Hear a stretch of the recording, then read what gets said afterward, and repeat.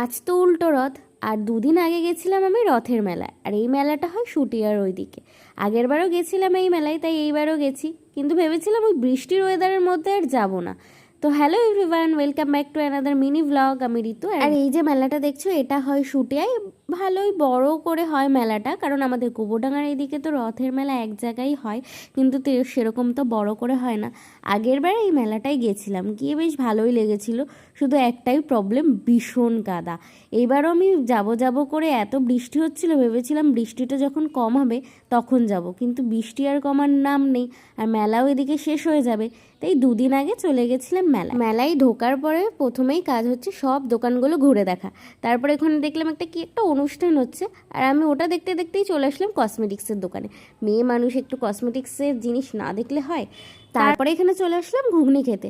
যত বড় হচ্ছি তত জিনিসের প্রতি কম আর খাবারের প্রতি ঝোঁকটা বেশিই আসছে। তারপর এখানে খেতে খেতে আমার মনে হলো আমি তো আইসক্রিম খাবো, কারণ এটা ম্যান্ডেটারি, যেখানেই যাবো আমার আইসক্রিমটা মাস্ট লাগবে। তো ওখানে একটা কর্নেটো খেয়ে তারপর একটুখানি জিলিপি খেয়ে নিলাম আর বাড়ির জন্য নিয়ে নিলাম।